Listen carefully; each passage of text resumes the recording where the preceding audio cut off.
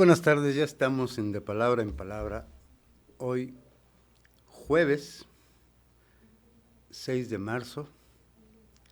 Y bueno, pues, como todos los jueves, saludo a mi productora querida, que es Julieta, y a ustedes que están del otro lado de la pantalla.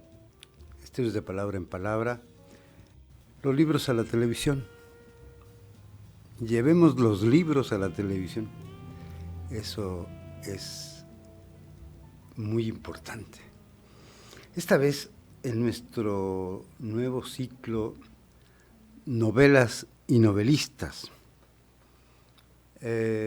Aunque bueno, también debo decir que la vez pasada, el jueves pasado, hablamos de una escritora que solo escribió una novela, que es Alice Munro. Pues esta vez hablaremos a propósito de los días que corren, pues de Virginia Woolf, nada más y nada menos. Hablaremos un poco de su vida, leeremos algunos fragmentos.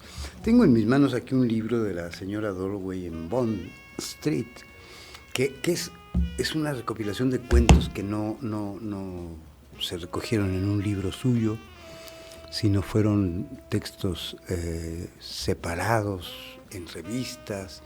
Algunos de ellos se recogieron en este libro y se han publicado de manera póstuma. Creo yo que bien vale la pena pensar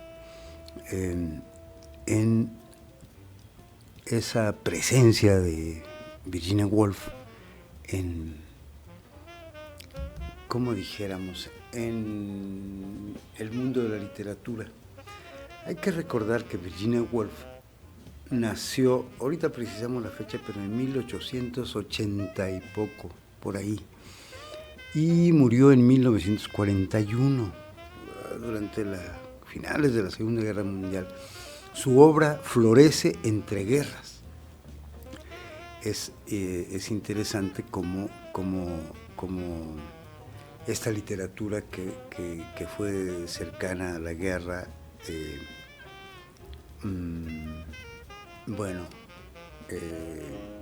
dijo cosas, había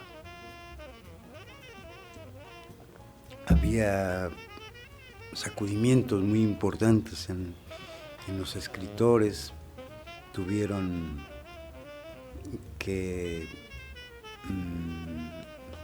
tener algún pulso distinto para escribir en esa época, ¿no?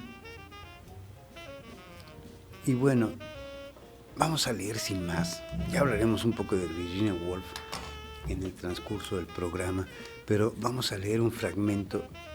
Mi novela favorita, sin duda, es Las olas. El principio de la novela. El sol había nacido todavía. No había nacido todavía. Hubiera sido imposible distinguir el mar del cielo, excepto por los 1000 pliegues ligeros de las ondas que le hacían semejarse a una tela arrugada. Poco a poco, a medida que una palidez se extendía por el cielo, una franja sombría se paró en el horizonte al cielo del mar y la inmensa tela gris se rayó con grandes líneas que se movían debajo de su superficie, siguiéndose una a otra, persiguiéndose en un ritmo sin fin. Al aproximarse a la orilla, cada una de ellas adquiría forma, se hinchaba y se rompía, arrojando sobre la arena un delgado velo de blanca espuma. La ola se detenía para alzarse enseguida nuevamente, suspirando como una criatura dormida cuya respiración va y viene inconscientemente. Poco a poco, la franja oscura del horizonte se aclaró, se hubiera dicho un sedimento depositado en el fondo de una vieja botella, dejando al cristal su transparencia verde. En el fondo, el cielo también se hizo translúcido, cual si el sedimento blanco se hubiera desprendido, o cual si el brazo de una mujer tendida debajo del horizonte hubiera alzado una lámpara, y bandas blancas, amarillas y verdes se alargaron sobre el cielo igual que las varillas de un abanico. Enseguida la mujer alzó más alto su lámpara, y el aire pareció dividirse en fibras, desprenderse en la verde superficie en una palpitación ardiente de fibras amarillas y rojas, como los resplandores humeantes de un fuego de alegría. Vamos a dejarla ahí. Vamos a dejar ahí la lectura de las olas. Será muy interesante. Ya siempre he dicho que sería muy interesante leer todo aquí, un cuento entero, una novela entera para quedar y hablar de ella, ¿no? Eso sería. Pero bueno, entonces vamos a hablar de Virginia Woolf,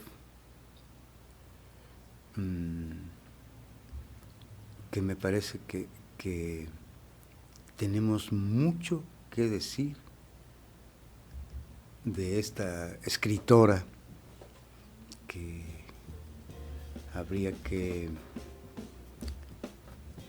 darle mucho tiempo para conocer su vida y su obra, que bueno, fue muy interesante. Ella se llamó Adeline Virginia, su apellido era Stephen,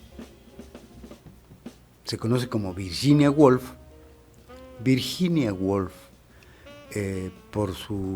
porque tomó el apellido de su marido. Una escritora británica, ¿no?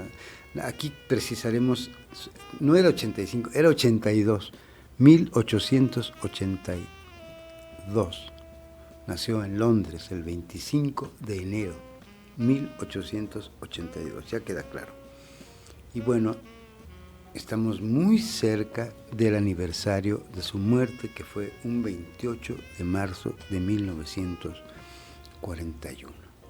Ya decíamos que es una escritora de entreguerras, una figura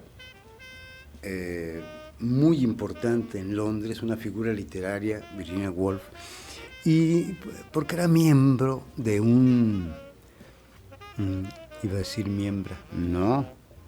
miembro del grupo Bloomsbury, un grupo muy famoso de intelectuales, escritores, y que, al que iremos diciendo quiénes pertenecían. Hay que ver, sus obras, Las olas, no es la primera. Y fíjense que yo hace un ratito estaba platicando con alguien y le dije erráticamente que Las olas eran la primera. No fue la primera. Digo, ahorita veremos por las fechas, aquí hay datos. Autora de La señora Dalloway, que es el libro que tengo aquí. Hay esa es de 1925, una Alfaro se llama, de 1927, y digo las sobresalientes, ¿no? Un ensayito precioso que a mí me gusta, yo lo leí en una edición de la UNAM, Una habitación propia, que fue publicado en 1929, ¿no? Recordemos aquella famosa frase de este ensayo que dice: una mujer debe tener dinero y una habitación propia si va a escribir ficción. Categórica, ¿no? Ella lo tuvo todo, finalmente. Su marido le dio el espacio perfecto para que se dedicara a escribir. Tenían un editorial, al ratito les digo cómo se llama. Y bueno, esta obra de Una habitación propia fue revalorada en el mundo ya en este siglo, digo, bueno, y en este tiempo, en 1970, por ahí más o menos.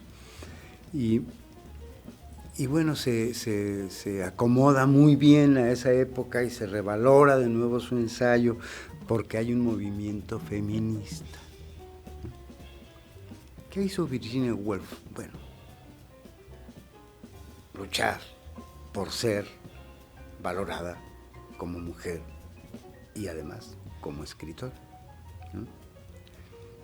En este ensayo expone todas las dificultades, las enumera las dificultades que las mujeres en el mundo intelectual y en la literatura llegan a enfrentar. Ya decíamos que Virginia Woolf, bueno, hay algo que debo decir antes. Su escritura es concienzuda, limpia, una escritura, exagerado decir que perfecta, pero muy cuidada, digamos, ¿no? Una mujer muy cuidadosa con lo que escribió. No me refiero a que se cuide de lo que dice, no, cuidada en su estructura, en sus cémbalos, en su música. Basta leer Orlando, una biografía. Es casi un poema en prosa eso. Es una biografía basada en una mujer que les voy a decir cómo se llamaba. Vamos a un corte. Julieta, tenemos un invitado allá que es Adrián, ¿no? Le saludamos a Adrián que vino a visitarnos. Pues, vamos a un corte, ¿qué hacemos? Tomo café.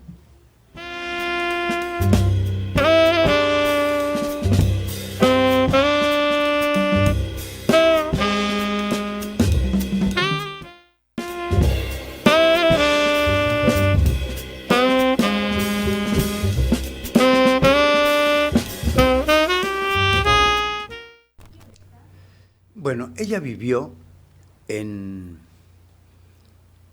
el número 22 de la calle Hyde Park Gate. Y bueno, más tarde después de una crisis nerviosa que tuvo Vanessa y Adrián, sus hermanos vendieron el número 22 de Hyde Park Gate y compraron una casa en el número 46 de Gordon Square. Pero bueno, ese fue el momento donde más activa estuvo Virginia Woolf en el famoso grupo Bloomsbury. Ella se fue a vivir con su hermana Vanessa, que era pintora. Contaré algo muy duro de ellas dos. Vanessa se casaría con un crítico de arte y sus dos hermanos se fueron al barrio, justo al barrio londinense de Bloomsbury.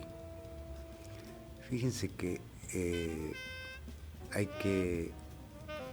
que platicar de quiénes iban ahí, nada más y nada menos que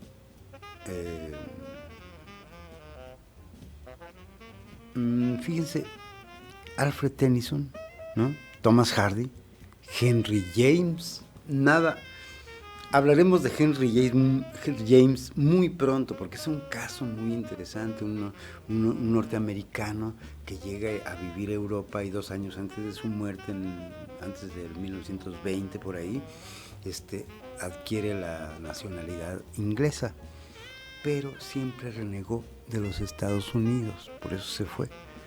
Y además hace una crítica tremenda. Pero bueno, no hablamos de Henry James, hablaremos un programa entero, se los prometo.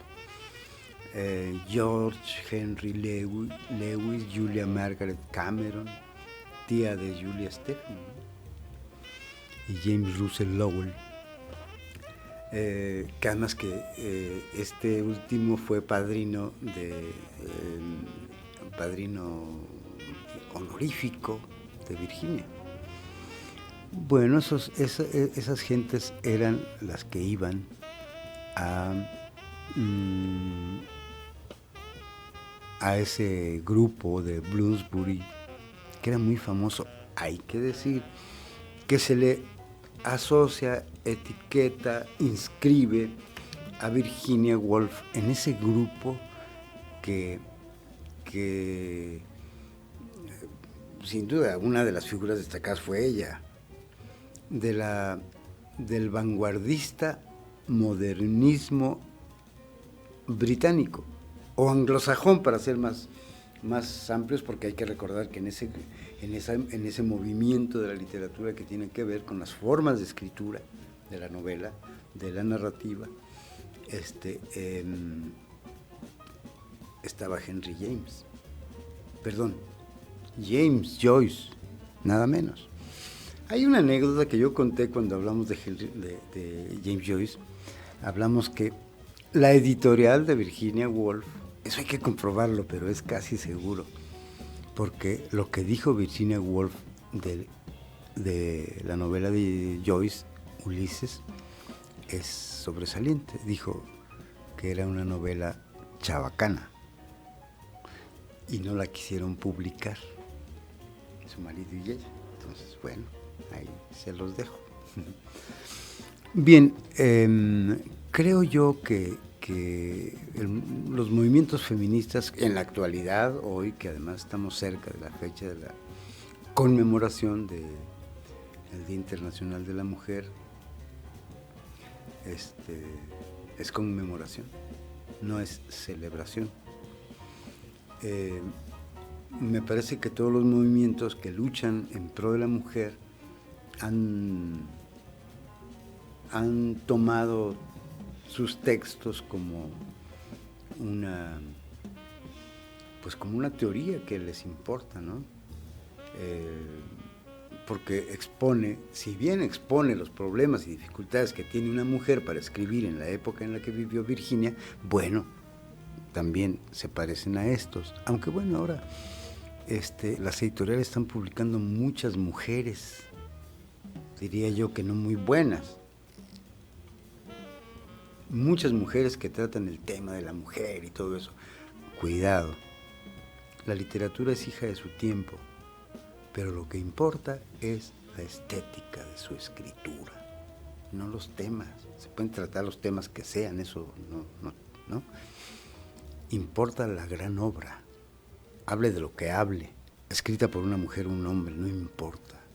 Yo no estoy muy de acuerdo en esto de es tiempo de las mujeres en la literatura también. No.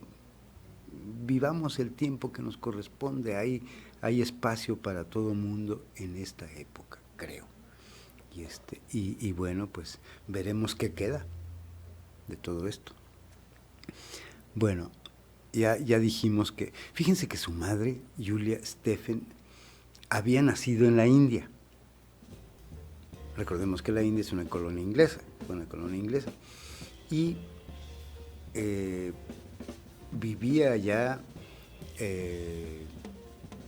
y abandonó su residencia allá con su mamá, su abuela de Virginia, para trasladarse a Inglaterra, donde fíjense que trabaja. Oigan, la mamá de Virginia Woolf trabajó como modelo de pintores, de los pintores pre-rafaelistas. Modeló para Edward Burne-Jones, nada menos. Bueno, los padres de Virginia ya venían de otros matrimonios y tuvieron medios hermanos. Se cuenta una cosa pavorosa.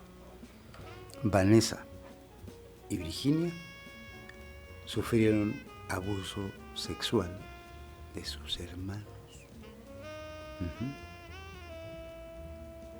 Fíjense, eso nos da una orientación para saber de qué trata su obra.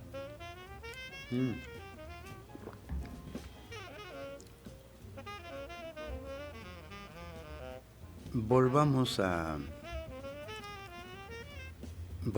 las olas, ¿no? Vamos a leer este otro fragmento. La luz golpeó sucesivamente los árboles del jardín iluminado, una tras otra las hojas, que se tornaron transparentes. Un pájaro gorjeó muy alto, hubo una pausa. Más abajo, otro pájaro repitió su gorjeo.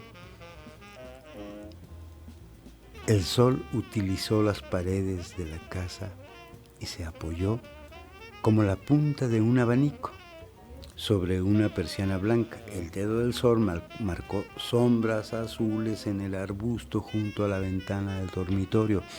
La persiana se estremeció dulcemente, pero todo en la casa continuó siendo vago e insustancial. Afuera los pájaros cantaban sus vacías melodías. Veo un anillo suspendido encima de mí, dijo Bernardo. Un anillo que tiembla suspendido en un nudo de luz. Veo un charco amarillo pálido, dijo Susana, que se extiende para ir al encuentro de una banda púrpura. Oigo un ruido, dijo Roda. Chirp, chirp, chirp. Un ruido que sube y baja. Veo un globo, dijo Neville, suspendido como una gota a los flancos enormes de la colina. Veo una borla carmesí, dijo Ginny, entrelazada con hilos de oro. Oigo algo que patea contra el suelo, dijo Luis. Es el pie de una gran bestia encadenada que golpea, golpea, golpea la tierra.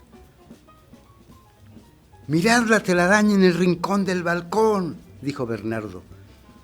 En ella están suspendidas las gotas de agua que semejan blancas perlas de luz. Las hojas se han agrupado alrededor de la ventana como orejas puntiagudas, dijo Susana. Una sombra se extiende sobre el sendero, dijo Luis, como un codo doblado. Islas de luz caen entre los árboles y flotan sobre el césped, dijo Roda. Los ojos de los pájaros brillan en los túneles entre las hojas, dijo Neville. Los tallos están cubiertos de pelos cortos y duros, dijo Ginny, y gotas de agua se han adherido a ellos. Una oruga está enroscada sobre sí misma, semejante a un anillo verde en el cual las patas romas forman muescas, dijo Susana. El gusano gris se arrastra sobre el sendero aplastando las hojas a su paso, dijo Roda. Y las luces encendidas en los cristales de las ventanas iluminan el césped, dijo Luis. Las piedras están heladas bajo mis pies, dijo Neville. Percibo separadamente cada una de ellas, ya redonda, ya puntiaguda. El dorso de mi mano arde, dijo Ginny, pero tengo la palma húmeda de rocío. Ahora el gallo se ha puesto a cantar igual que un chorro de agua dura y roja en la marea blanca de la mañana, dijo Bernardo. ¡Qué cosa! Oigan eso. Díganme si no es un cuidado de la poesía en la novela, ¿no? Dijo Faulkner, no habrá una gran novela si no está sostenida por la poesía, y lo repitió muchas veces García Márquez. Fíjense nada más. Este es un ejemplo, Las olas de Virginia Woolf, que es tremenda, son personajes. Hay una descripción totalmente distinta de los personajes. Los personajes se describen por lo que viven, por lo que piensan. Yo creo que bien vale la pena observar cómo es que vamos viendo, conociendo los personajes en esta obra, de una manera inusitada, totalmente inusitada. No dice, tenía el pelo verde, tal. No. Hay otra manera de describir, atípica, decía. En fin, ahora, pues, volvamos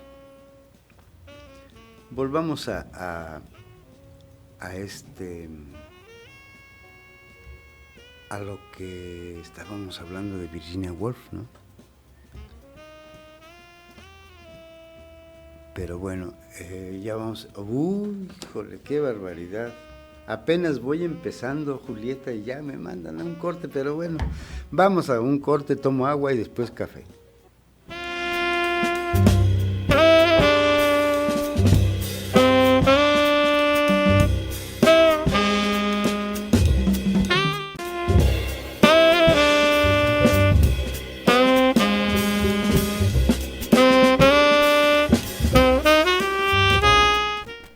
Ya estamos de regreso y como hoy en una colaboración en la radio y en la televisión que tuve en la mañana, dije que iba a leer la carta póstuma que Virginia Woolf deja cuando se suicida.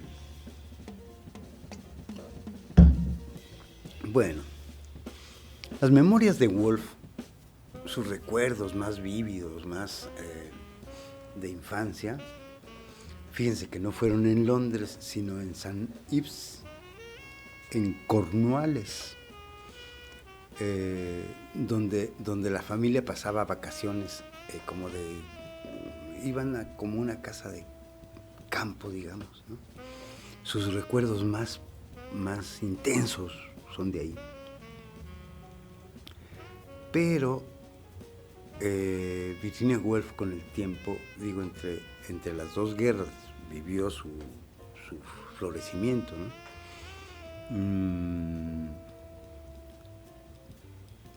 Tuvo, por ejemplo, la pérdida de una hermana, una media hermana que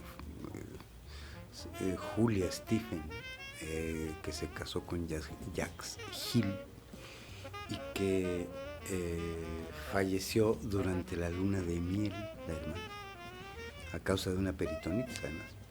Difícil, qué barbaridad, ¿no? Y luego muere su padre en 1904, no llegaba a los 20, ¿no? Fueron golpes para Virginia Woolf y posterior a esto empezaron ciertas crisis nerviosas. No hay que olvidar que cuando ya estaba en este grupo de Bloomsbury, conoció a la esposa de un escritor y se liaron amorosamente. Por eso hay muchas críticas, muchas estudiosas críticas de arte, de literatura, que han cifrado la obra de Virginia Woolf en sus extractos de lesbianismo y de bisexualidad y la lucha contra la mujer y eso. No es eso toda la obra, no es una obra grande, ¿no? Una obra inmensa, pero después se casa con Leonard, ¿no? Y venía caminando despacio un trastorno que en la actualidad se conoce como bipolaridad, ¿no? Y que está muy estudiado, no resuelto, pero muy estudiado y es muy común ahora, ¿no? Virginia padeció bipolaridad, incluso vamos a ver la carta que deja cuando muere. A ver, fue después de la muerte de su padre que empieza a acercarse a escritores que también eran amigos de su padre. No hay que olvidar que su padre fue escritor. Fíjense nada más a quién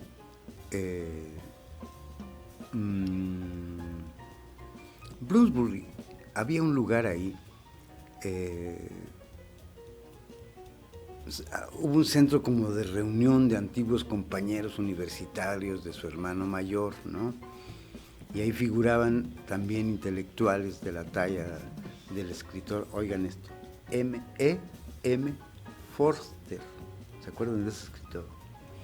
Que escribió una novela inmensa, maravillosa, sobre viajes, que se llama Viaje a la India. Es una novela muy hermosa. Fíjense que yo la leí muy joven y me impactó. Fue de las novelas que me dijo que siguiera escribiendo, ¿no? fue una novela fundamental para mí, que quisiera leer de nuevo para ver cómo la veo ya en este tiempo, ¿no? Yo pensaba mucho en esa novela. Y bueno, conoció a Forster, ¿no? A Bertrand Russell, a Ludwig Wittgenstein, nada menos. Esos filósofos importantísimos, ¿no? Ese lugar ahí fue el que se llamó Círculo de Bloomsbury. Luego estudió también. Hay que recordar que Virginia Woolf no fue a la escuela, sino fue educada en su casa, ¿no? Eso es muy interesante. Y bueno, pues tenían la manera, ¿no?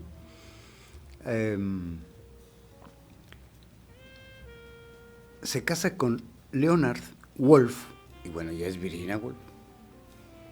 Y fíjense que cuando tenía 30 años, bueno, fue que se casó a los 30 años con este Leonard Woolf, que era, fíjense, economista y además miembro de Bloomsbury, de ese grupo de gentes que iban ahí.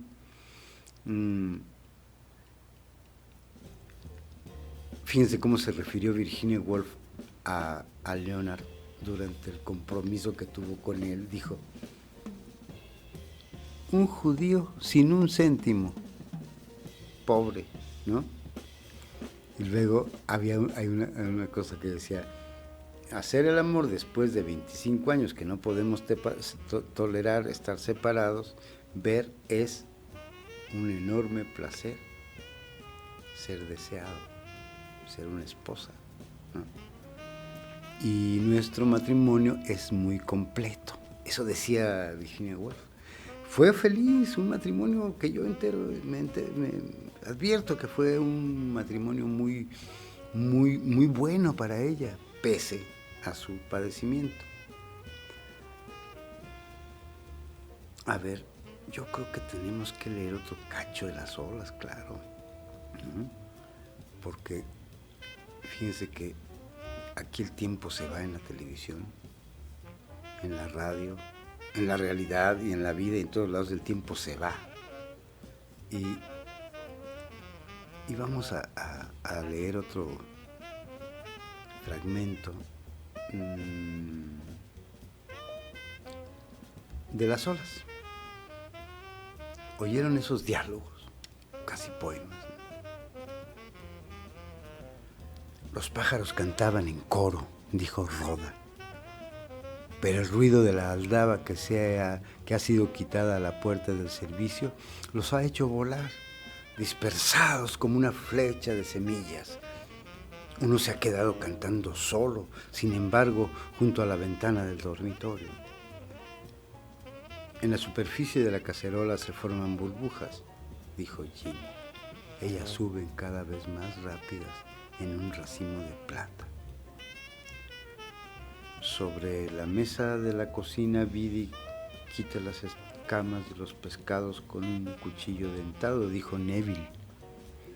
La ventana del comedor se ha tornado de un azul oscuro, dijo Bernard, y el aire caliente vibra encima de la chimenea. Una golondrina se ha posado sobre el pararrayos, dijo Susana, y Biddy ha vaciado ruidosamente el balde sobre las baldosas. Ha sonado la primera campanada de la iglesia, dijo Luis. Luego siguen las demás, 1, 2, 1, 2. Una abeja zumba junto a mi oreja, dijo Neville. Aquí está, pero ya se ha ido. Mi cuerpo arde y se estremece al pasar bruscamente del sol a la oscuridad, dijo Ginny. Todos se han marchado ya, dijo Luis. He quedado solo. Han regresado a la casa para tomar el desayuno y yo he quedado solo al pie del muro en medio de las flores. Es muy temprano y las lecciones no comenzarán todavía. En medio de las profundidades verdes aparecen manchas de flores. Sus pétalos se asemejan a arlequines. Los tallos emergen de entre huecos negros de la tierra. Las flores nadan como peces de luz sobre las sombrías aguas verdes. Tengo un tallo en mi mano, yo mismo soy un tallo, y mis raíces llegan hasta las profundidades del mundo a través de las venas de plomo y plata.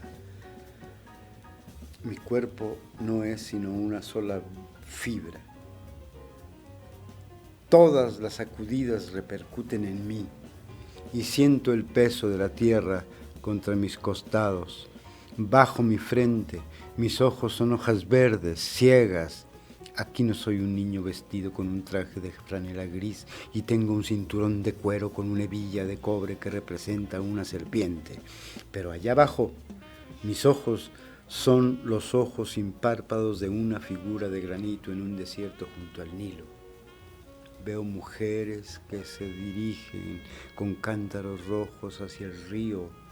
Veo camellos que se balancean y hombres con turbantes. A mi alrededor percibo ruido de pasos, temblores, agitaciones. ¿Qué decimos de esa narración? Aquí habla Luis. Son esos personajes que han venido nombrándose ahí en este principio que les he leído. Pero qué barbaridad. A mí me parece que ese ritmo con el que ha escrito Virginia Woolf es tremenda. Vayamos a Orlando. Orlando, que es una biografía y que es un libro que le regala a Sackville West. Se apellida Sackville West, la que fuera amante, la mujer que fuera amante de Virginia Woolf, que duraron mucho tiempo en esa relación.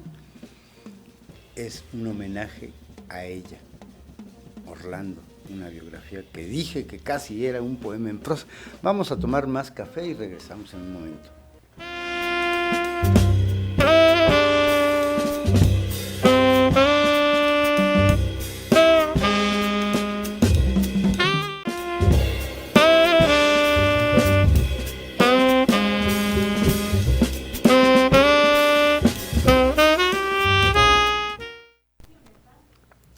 Vamos a hablar de cómo finalmente la obra de Virginia Woolf, es importante decir, recibió influencias.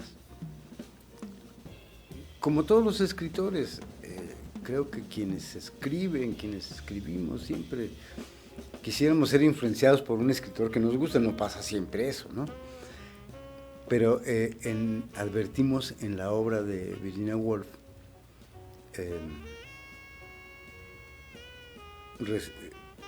hay allí rastros de la obra de Marcel Proust, por ejemplo. Aunque no sé cómo sería la relación con James Joyce, pero hay ecos de Joyce. No hay que de Dorothy Richardson, por ejemplo, y de Katherine Mansfield, que la editorial de Virginia Woolf y Leonard Woolf le publicaron un libro a Katherine Mansfield. Se llamaba Hogarth Press. Y es una editorial que le publicó gran parte de la obra a Virginia. A ver, cuando un escritor está escribiendo y nadie le publica, ¿no?, el comercio editorial le rechaza. Bueno, digo, no soy ningún ejemplo, pero yo también puse una editorial y me he publicado algunos libros, ¿no? Virginia Woolf hizo eso, que es legítimo, ¿no? En fin, pero bueno, también es otra cosa, es otro oficio. Bien, pues ella hizo eso. Siguió publicando novelas y ensayos con éxito, ¿no? Y con un éxito no solamente de los lectores, sino de la crítica. Es decir, tener éxito con los críticos y con los lectores es gran cosa. Y bueno, una sin duda fue saludada en su tiempo como una de las grandes escritoras, ¿no? Voy a... qué bueno, nos queda todavía un buen tramo de este último bloque, ¿no, Julieta? Ok. Ya entonces mido yo para no dejar de leer esa carta que a mí me impresiona. Su obra, bueno, fue también fue criticada por una razón, fíjense, porque los críticos decían, eso es, que estaba reducida al estrecho mundo del intelectual inglesa de la clase media. Bueno, finalmente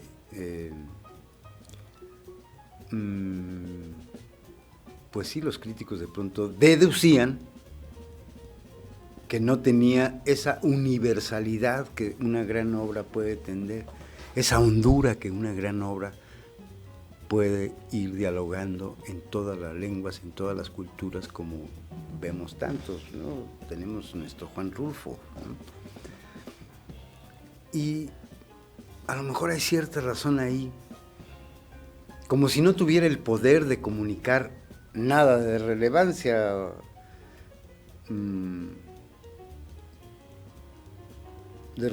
emotiva o ética, ¿no? Porque podía desilusionar al lector medio, al que no está muy informado. No lo sé, son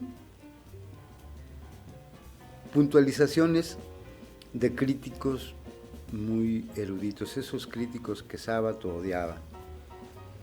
En fin, y bueno, pues le afectó a Virginia, ¿no? Cansada de estos estetas de los años 20, ¿no?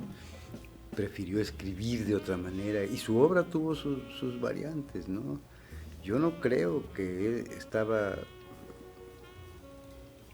estrecha, que no tenía hondura. Claro que tiene hondura. La criticaron también por antisemita, a pesar de que estaba casado con un judío secular, ¿no? En fin, creo yo que Virginia Woolf guarda un nivel muy, muy, muy profundo. Y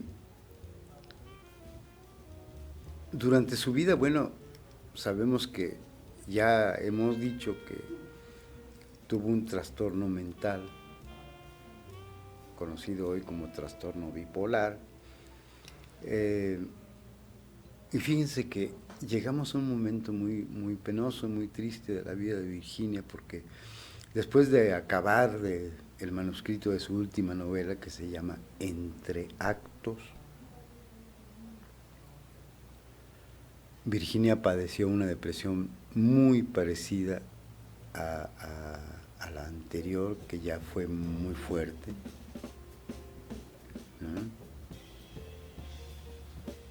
Fíjense por qué coincide con estas depresiones terribles, esas dos depresiones terribles que tiene Virginia Woolf, la Segunda Guerra Mundial,